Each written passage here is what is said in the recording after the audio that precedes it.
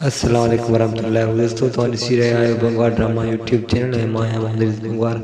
ऐं उम्मीद आहे तव्हां सभु दोस्त ठीकु ठाक हूंदा ऐं ख़ैरियत सां हूंदा। दोस्तों अॼु जे हिन वीडियो में मां तव्हांखे ॿुधाइण वारो आहियां ज़ाहर ज़िंदगी ड्रामे जे बारे में अॻिते छा थियण वारो आहे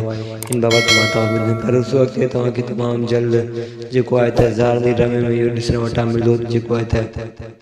राणे जो जेको आहे शादी थींदो